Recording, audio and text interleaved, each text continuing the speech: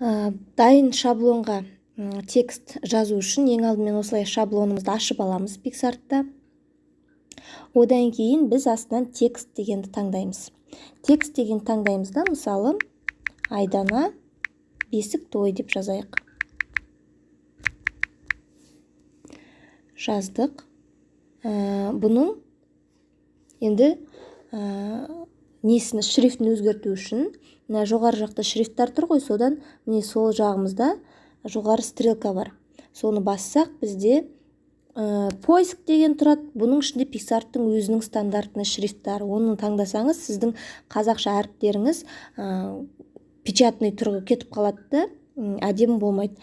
Недавний деген бар, және майя шрифті. Яғни майя шрифтің ішіне сіз өзіңіздің қазақша түрдегі шрифттарыңызды көшіріп аласыз. Өзіңізге қажет шрифтті таңдайсыз. Мысалы, мен мына шрифтті таңдаймын, ол менде өз стандартный тұра береді всегда.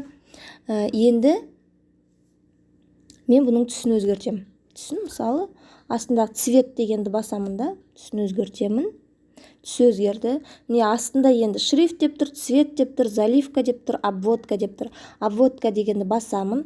Қарамен обводка жасаймын. Өйткені обводка жасау міндетті емес, бірақ обводка жасасаңыз, сөздеріңіз анық болып көрініп тұрады. Мына обводканың количество деген оңға, солға азайтсаңыз, ол обводканың кішкене несін азайтады, объемын азайтады.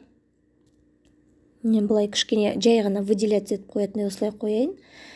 Бұлай көк текстің жанындағы көк жазатын тұр ғой, соны тартсаңыздар, өзі бір формаға келеді, өзі бір размерге келеді. Енді оны осылай қойып аламын.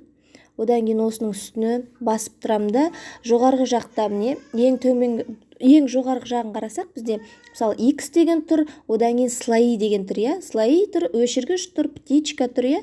Біз слоиды басамыз да, копия дегенді басамыз. Копия десек, дәл осындай болып сөзіміз жазылды. Болды. Енді осыны папка дегенге жоғары жағында в папку деп, сохранить в галерею деп сақтап, ары қарай жұмыс жасап шығарып құрастыра береміз.